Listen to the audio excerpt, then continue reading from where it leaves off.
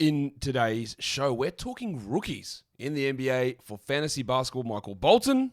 Thanks, Josh. It's Michael Bolton here, and it's time for another episode of the Locked On Fantasy Basketball Podcast. Let's get to it. Let's get to it, indeed. You are Locked On Fantasy Basketball, your daily fantasy basketball podcast, part of the Locked On Podcast Network.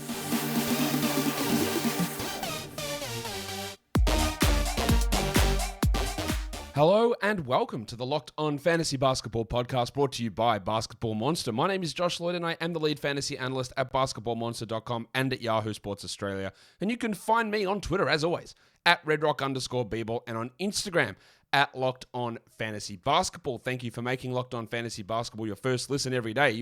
We are free and available on all platforms. Here to talk about rookies. It's always exciting, new players coming into the league. We love overrating them. We love overvaluing them. We love hyping them up. And in the end, they're not that impactful in fantasy. That's the general rule. So I thought we'd dig into it and talk about which ones might be impactful. Of course, unfortunately, we're not going to be talking about Chet Holmgren in today's show because Chet's not going to play this season. He would have been, I think, the most impactful fantasy rookie. I think he would have been a top 50 player. He would for sure have been the guy I took number one in a dynasty rookie draft. I probably still would. And I would have taken him top 25, top 30 in a total dynasty startup. But he's not playing this season. So he's not going to be included in this. I was going to say this was sparked by a comment or a discussion that someone left, but it wasn't because I'm always going to do this video. But someone's like, oh man, your drafts, you don't take any risks. You're not taking any rookies. There's no upside in that. That's just not how fantasy works. And I just thought I'd put the numbers out there because A, that's not true. I take a lot of risks, and B, rookies aren't that impactful for winning in fantasy. So let's have a look how things have played out over the last 5 years. But before we do that, warning. Let's get it on, Gilly. All right. I looked at the history of top 120 players in both category leagues and points leagues. If I had have narrowed this number down to top 100, it would have looked worse. Last season, really, really strong rookie class. Cade Cunningham, Scotty Barnes, Evan Mobley. Just those three are already awesome players. We had other really, really good rookies last season as well. We had 6 players who finished Jalen Green. 6 players finished top 120 in points and categories. Okay. Is that great? No, it's not. It's okay. It's 6 guys that finished top 120. The reason I did top 120 is because it's 10 rounds of a 12-team draft. You know, those bench guys, you cycle through, you rotate them. If you finish top 120, you're a guy that probably should have deserved to be on a roster most of the season, even though there'll be lots of ups and downs. A top 100 guy is definitely someone that you want on your roster all season long. So we had, we actually had 5 or 6, the 6 guys from last season in categories were top 100. It was an outlier, but we knew this coming into the year that this was a really strong rookie class. You had Cunningham, Barnes, Mobley, Giddey, Jones, Wagner, and Jalen Green finished outside the top 150. And in points leagues, it's a little bit different. We still had the 6 numbers inside the top 120. The year before that, not a particularly strong draft class. And again, we sort of knew that at the time. We had 3 top 120 players in category leagues and 3 top 120 players in points leagues. LaMelo Ball, Tyrese Halliburton, Anthony Edwards. That's it. Wasn't a strong draft class. We saw that. We had Isaiah Stewart just out of there, Cole Anthony, Sadiq Bey. These guys weren't top 120 players. We had 3 guys. The year before that, 1920, we only had 3 as well. It's not many, is it? 3 players in the top 120. Ja Morant, Brandon Clark, Zion Williamson. And Zion was 119th on a per-game basis, playing only 24 games.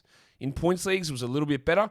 We had some other players jump in there. We had 5 guys in the top 120, but still not a huge number. 18-19, things were a little bit better. We had 6 players in the top 120 for both points leagues and category leagues. That was the unbelievable rookie class of Ayton, Young, Doncic, Jaren Jackson, Mitchell Robinson, Wendell Carter. Shea was in that group, although he didn't make top 120 in category leagues. So Shea was in that group. Interestingly, the year before that, 17-18 season, which wasn't considered the strongest year for rookies, we had quite a few rookies put up big numbers.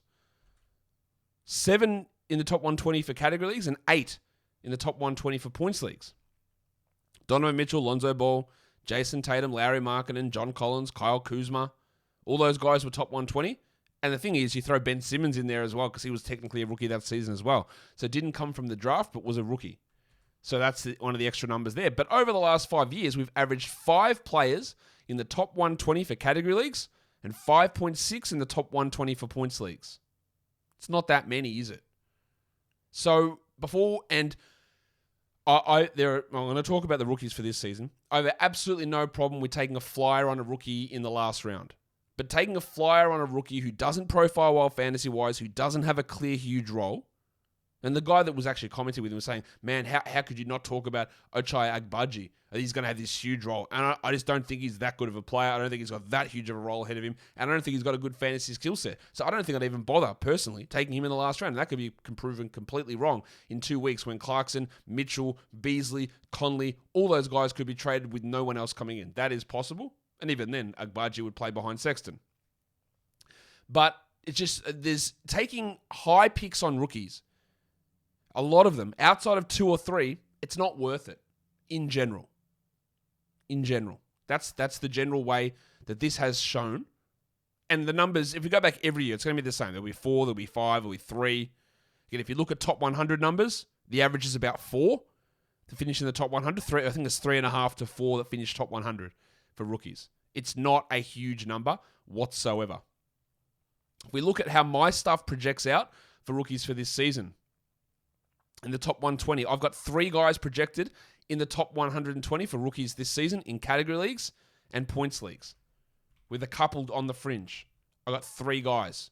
And remember, this year's draft class, like the 2020-2021 year, is not considered a strong year for rookies. That was the Melo, Anthony Edwards, Halliburton year. This year is not considered a strong year in the draft. It's not a strong draft. So I've got 3 guys projected top 120. Based on Yahoo rank, they've got 3 guys in the top 120. Based on Yahoo ADP, they've got 2 guys in the top 120. Based on ESPN rank, well, you can see the graphic. I wrote LOL because they don't have any rookies ranked whatsoever because apparently they don't exist. Interestingly, based on ESPN ADP, not one rookie is getting picked in the top 120. So if you are playing on ESPN, I pray for you, but if you are playing on ESPN, you can get some rookies late. And then on Fantrax, based on ADP, there's 3 rookies in the top 120.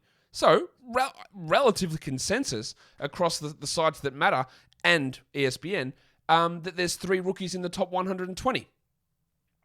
So, before we talk about who those rookies actually are or what we can expect from them, I'm going to tell you what we can expect from Built Bar. Deliciousness, high protein, low carbs, low fat, and a great new flavor, the Built Bar Puff. Cookie dough. Delicious and indulgent cookie dough covered in 100% real chocolate. Cookie dough chunk puff has a light and chewy texture, real cookie dough chunks, and of course covered in 100% real chocolate. It's all the joys of eating cookie dough without the hassle of making it. Plus, it is healthy for you and only 160 calories, jam-packed with a whopping 15 grams of protein as well. It can be a treat. It can be an after-workout protein supplement. It can be just something when you're looking for something quick on the go. You grab yourself a Built Puff in the cookie dough flavor. It is an amazing taste and they are great and really good for you. So, grab this new cookie dough chunk puff. It's going to go quick. Built Bar doesn't keep the flavors around forever. Go to built.com, use the new promo code, LOCKEDON15. LOCKEDON15. And that gives you 15% off your order. Built Bar is built different. Let's look at Paolo Banchero for this upcoming season. Number 1 pick of the Orlando Magic. I'm going to run through all these things here. Is he a better player in category leagues or points leagues for this upcoming season? I think marginally, and most rookies they are better in points leagues. There are a few that aren't, and we'll talk about them later. But most rookies are better in points leagues, and Paolo is no exception. He is projected to be the starting power forward for the Magic, and he's absolutely draftable. He's strong in rebounds. He's going to get good assists. He's a solid steals player. But he's not going to get many blocks. He's going to be low in free throws. He's going to be low in field goal percentage as well, most likely. Yahoo's got him ranked at 60, which I think for points leagues is about right. For category leagues, it's maybe a little bit too high. But his Yahoo ADP at 74 is probably getting more in line with where you want to pick him.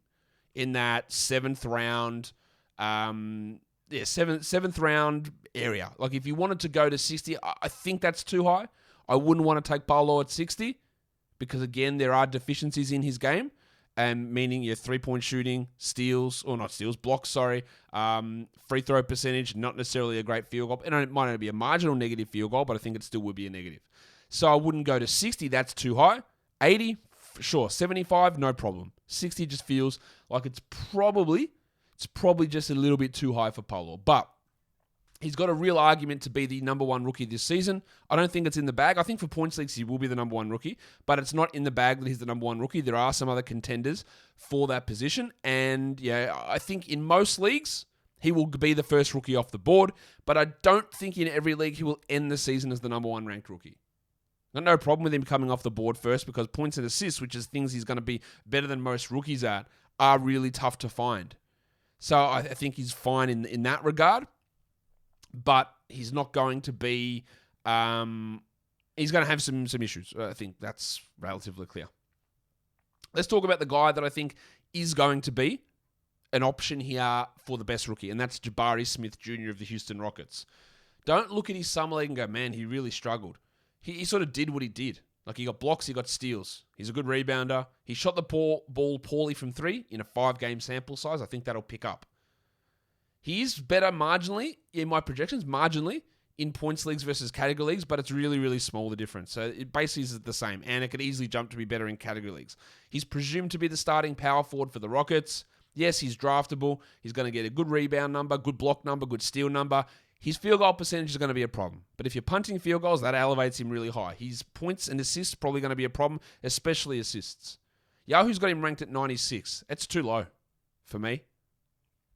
It's too low. I think that he has got top 80 potential. Actually, it's not true. I think top 80 is about where he's going to be. I think he's got top 60 potential. In points leagues, the upside's probably not as high in category leagues, but it's still pretty good. And he should be around 70-ish in points leagues. Around that for category, I think he's got higher upside. And without Chet, he's probably the guy that's most likely to crack the top 50 if he averages, say, 16 points per game. I don't think he will. But if he gets to 16, along with his defense, and if the 3-point shot falls, then he's got that upside. The rank of 96 is too low for Jabari Smith, I think. And when you're looking for someone who contributes in steals and blocks around those middle rounds, there's not many of them. You get to this list and you go, ooh, do I take Patrick Beverley? Do I take PJ Washington? Do I take Ben Simmons? Like, there's not many guys in that area who have the statistical profile that Jabari has, and that's going to push him a little bit higher in my mind up draft boards, especially up my draft board. He's going to be a guy that I'm pretty interested in targeting towards that round 7, round 8 mark. And if he's going at 96, which he is, I like that a lot. His ADP on Yahoo is, 121. Holy shit, what am I talking about? 121, that's insanity. Now, I don't think he's going to fall that far. His Fantrax ADP is 89. That's about right. ESPN, it's at 134. Of course it is, because of course it is. But that ADP on Yahoo 121, that's going to come in, because they had him ranked at like 260 or something. He's up to 96 now. That 121 will come in when we do Market Watch Monday next week. It's going to come in again. And it's going to settle around 85 would be my guess. There's still a little bit of value in that for Jabari to come in at number 85. The other player who I think, as I said before, I have 3 players projected top 120. It's Paolo, it's Jabari, and I think it's Keegan Murray is the third one who's a top 120 player. And these are all draftable guys. Guys that you solidly draft, probably within the top 100. Keegan was the 4th pick in the draft. Again, he marginally profiles better for points leagues. Marginally. It's no guarantee with that, of course. But he marginally profiles better there. I think he's going to start at the 3 for the Kings. Whether he's the 3 or the 4, and him or Harrison Barnes, that doesn't really matter. He's going to be a starting forward, I expect. I don't think they're going to start Barnes at the 4 and then bring one of those extra guards and put Monk and Herter or Mitchell and Herter next to Fox. I don't think they'll do that. They could, but I don't think they'll do that. Much like with Jabari Smith, Keegan Murray was a really good steals and blocks guy in college with good rebounds. Now, the steals and blocks didn't translate across into Summer League for Murray, so we're a little bit worried about that. We've seen plenty of players with big steals and blocks numbers, Zion, Brandon Clark, for example, who don't translate across, so we've got to watch that. I think he's going to have some field goal percentage issues despite the really high shooting in college. That just is something that rookies struggle with nearly all the time, especially if they're not centers, that they have poor field goal percentage, and he's not a good assist player. I also worry a little bit about Keegan, who was Summer League MVP. on a team with literally nobody else that was any good. So he just did everything. And now he's going to be in a situation where he has to take at least third string behind Fox, behind Sabonis. And then you got Herter, you got Monk, you got Mitchell, you got Barnes. Like, where does he fit offensively in the pecking order? Can he even get to 15 points a game? I doubt that somewhat. He might get there, but I don't think he's going to get there. His value is going to be in being a good rebounder, getting good defensive stats, hitting some threes, and just being like a 9th, 10th round player. Yahoo's got him ranked at 87. ESPN's got him ranked, of course, nowhere. Yahoo's ADP's got him at 98. And actually, I've got him ranked basically the same spot in that 9th, 10th round area. Fantrax ADP's 92. So when you're around that 9th round, getting into the 10th round area, Keegan Murray looks pretty good to me. In a points league, you bump him up a little bit higher, maybe round 8, maybe round 7. Probably round 8, we look at him there. Yeah, maybe as a 30 default Yahoo points league, 30 points per game sort of player. But still behind Paolo and Jabari. I think that's the order they should come off the board, really. Although I could flip-flop Jabari and Paolo in terms of what order you draft those guys. And they're the 3 guys that I feel confident with. I do have another 4 guys I'm going to talk about here who are worth taking, but only with a later pick. And these are the only guys I really think that are worth taking. The sixth pick in the NBA draft was old Humpty Dumpty himself, ex-Benedict Mathern. Do I think he's a better points league player than category? Absolutely.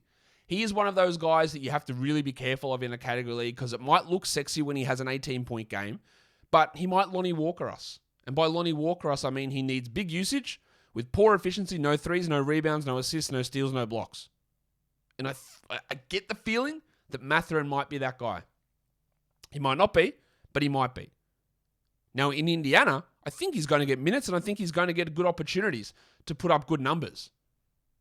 And that's obviously going to be useful. And in a points league, I'm much more interested in taking him in, say, round 12. Category league, he's a last round flyer, that is it. Because of the huge deficiencies across his game. I think he's going to start for them. I wouldn't say that is guaranteed at all, but I do think that he's going to start for them. And that's going to bring value in itself by getting shots, getting set up by Halliburton. But Hield is there, Duarte is there as well. And those guys are going to have impacts on him. I don't think there's much a debate about that. That having those guys around is going to have somewhat of an impact on Benedict Mathern. And again, in a category league, he's a last round flyer type who probably doesn't crack the top 150, but you take a crack and you see what happens. He's going to be really strong in threes. He's going to get some points, but he's going to struggle with his blocks and assists. He's going to struggle with his field goal percentage. Yahoo's got him at 158, and I think that's bang on. His ADP's 139. His Fantrax ADP's 136. We're talking second last round here, last round, no problem. I'd go 1 to 2 rounds higher in points leagues, round 11 or 12, but for categories, to me, he's strictly just a last round flyer player.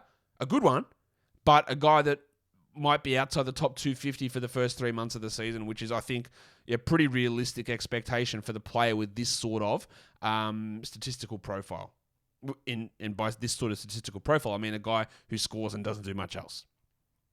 I think Jaden Ivey is in a similar boat. 5th pick in the draft, projected to start next to Cade Cunningham, whether you count him as the point guard or the shooting guard, I don't care. He's going to start most likely. He's a better points league guy than category league player. Is he draftable? Barely. In a category points league, you're looking at round 11 sort of area, round 10 maybe. But in the category league, it's last round flyer because he doesn't have a great fantasy profile. No rebounds, low volume threes, poor shooter, poor from the free throw line, low steals, low blocks, and not the highest assists for a point guard. That all sounds bad, doesn't it?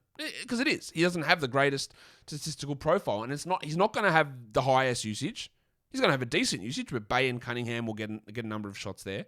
And he's not going to have this huge assist role. He is a draftable player, but again, last round only would be where we're looking at him. His strengths, hopefully, are going to be 3-pointers made, steals and assists. He's going to struggle with both percentages. I think he's going to struggle with rebounds. And he's ranked at 143, as I said, on Yahoo. His ADP on Yahoo is... where am I? His ADP is 130. His Fantrax ADP is 133. I don't think he's a top 150 player, but I would take him last round. And then in points leagues, you are looking in that 120 to 135 sort of range, which is round 11, round 12. No problem with drafting him there. A much better points league player than he is a category league player. These next two are interesting guys because they're much lower down the draft list. Walker Kessler of the Utah Jazz. Picked 22 in the draft, traded from the Wolves as part of the Gobert deal. He's a much better category league guy than points league guy. He might be the starting center for the Jazz. We don't know yet. I expect Markkanen starts at the 4 and then maybe Vanderbilt at the 5, but it could be Kessler at the 5. Maybe they push Markkanen to the 3 and go Markkanen, Vanderbilt, Kessler. I think a Kessler-Vanderbilt front court sounds terrible in general if you got Markkanen there to space it out, but I don't know. But he blocked an unbelievable amount of shots. He's a high field goal percentage guy. He showed a little bit of stretchability. He's a good rebound player. If we get any clarification on where Kessler sits, like out of everyone here, he's got the biggest chance to be the top fantasy player. Because if he plays 28 minutes a night, a stretch, he will be a top 50 guy. He might average 10 and 11 with 3 blocks on 70% shooting. He might not, but he might. He's got that upside. Ivy doesn't have that. Mathern doesn't have that. Keegan Murray, I don't think doesn't have that. Jabari maybe does. Paolo maybe does. But Kessler's the guy that I'm really interested in. But the acquisition of Markkanen did hurt him, I think. Now, I would still take him in round 11, maybe round 10. I wouldn't go into the top 100 for Kessler now because I'm just way more unsure about his role and about his minutes with the addition of Markkanen. And in a points league, he doesn't have that upside. He's a last round flyer in a points league where he's a round 10 sort of guy in a category league who could go a lot higher once we get a bit more clarity on the situation. Sites don't believe it though. He's ranked 220th on Yahoo. Got an ADP of 143. Fantrax is a little bit more on the ball with that. He's at 114 there. And guess where he's ranked on ESPN? Oh, that's right. They don't rank rookies. Cool. It's a 220th for Walker. That's pretty good. It's good value if you can get him. I like him, but the Markkanen deal has soured me somewhat because it just squishes those minutes. From a situation where there was only one power forward on the roster, being Vanderbilt, and only 2 centers being Kessler and Azubuike. Now that you've got another power forward there, it means Vanderbilt has to push across a little bit, and then the Azubuike-Kessler combination also gets squeezed somewhat there in that front court. The other one who I think has a chance to be fantasy relevant this season is Tari Eason, the 17th pick in the draft, a better category league guy than points league player. At this stage, I expect him to be a bench player. I think he'll come off the bench behind Jayshawn Tate, the wild thing, but I do think he'll get an opportunity to start. We look at his summer league numbers, they were great. I think he led summer league in rebounding. He's a big steals and blocks guy to LSU. He had decent usage at LSU, but we do worry somewhat about his shooting. He's a better category league player, and I would like him as a last round pick. Unless we are starting Eason, Tate's coming off the bench, and Tari's playing 32 a night. If Tari plays 32 a night, then we're looking as a top 100 player. I just don't think that's going to happen. It might happen in March. He might play 15 minutes a night for the first 4 months of the season, though. And this is what we talked about on the show yesterday about setting up dominating your snake draft league is understanding your settings. If you've got daily changes league where you have to use every player on your roster, you can't hold a bloke for 6 months or for 4 months who's outside the top 250. You just can't. You won't be able to recover from it. If you're in a weekly league, you can stash guys for 10 weeks and it doesn't matter. That's where your settings change. So he's going to be a really good blocks and steals guy, solid rebounder. I think he lacks in assists, he lacks in his points, he lacks in his threes. He's ranked 150th, Tari Eason, on Yahoo. He's got an ADP of 157 on Fantrax and 147 on Yahoo. So people are taking that flyer on him with the last pick, and that's absolutely what they should do. In a points league, I think you can find better options. In fact, I'm pretty sure you can. Like, I'd rather a Jalen Williams, for example, in a points league versus a Tari Eason. Williams is another interesting one. I'm not going to talk about him here, but he is another option. So Eason is the other guy that I think is at least worth considering drafting. Now, the other rookies, we've got Jalen Williams. I think he'll have moments of relative value, but he's still behind Shea and Giddey and Dort. Injuries will happen, for sure, so that he will step into a role there and be better. Jalen Duren is a guy that if he played 25 minutes a night, we'd be drafting him. The problem is, there's Isaiah Stewart, Marvin Bagley, Kelly Olynyk, Nerlens Noel, and Dwayne Casey, who's going to make that really tough for him to get initially. There's Mark Williams. Oh, hi, Mark. Who theoretically, has a great opportunity in Charlotte. But Steve Clifford notoriously doesn't like rookies. Mason Plumlee, Nick Richards, JT Thor, Kai Jones, none of those players are good, but all of them have the advantage of not being rookies. So Williams might be a guy we take in the last round, but I'm really sour on this whole Hornets team and the way that Clifford's going to deploy him, and I don't expect him to get big run early on. He didn't look like he was ready for it in Summer League to begin with, and while Plumlee's not good, he's definitely better than Mark Williams. And teams always try, in general, to put a level of competency out on the court, especially early on. And that might change later on, but I don't think that Mark Williams, unless he just absolutely dominates, puts up big numbers immediately. Jeremy Sohan's an option, but as long as Doug McDermott's there, Sohan's going to be coming off the bench. He can be an interesting steals and blocks guy, but there's just not enough upside. And then you left with guys like Dyson Daniels, who I don't think is going to play much. Agbaji, who doesn't have a good fantasy game, and his minutes are a little clouded still. There's Simone Fontecchio in Utah as well. Watch for him, but that's only for deeper leagues. Shaden Sharp, I don't expect to play too much. Jake LaRavia, I don't expect much from. Josh Minor, Marjon Beauchamp, Ty Washington. Like these guys, I don't expect them to have impact. So realistically, we've got these three guys, Smith, Banchero, and Keegan Murray, who are your clear draftable guys. Then you got Kessler, Eason, Mathern, and Ivy, who are guys that we take flyers on. And then there's the guys you watch, like Jalen Williams, Jalen Duren, Mark Williams, maybe Fontecchio. And that's really about it when it comes to rookies. So, what do you think about rookies in fantasy? Are you pro? Are you completely anti? Are you somewhere in the middle? What do you think of this year's rookie class compared to others? Again, I think it's weak. I think these guys are not as good as previous year and not as good as the coming year. So if we get 4 top 120 guys, I think it'll be a surprise. The fourth, I reckon, is probably going to be Kessler, depending on the role there in Utah. So let me know. Drop the comments down below. Follow this podcast, Apple Podcasts, Google Podcasts, Stitcher, Spotify, and on the Odyssey app. If you are here on YouTube, thumb it up and leave those comments down below, guys. We are done here. Thank you so much for listening, everyone. See ya.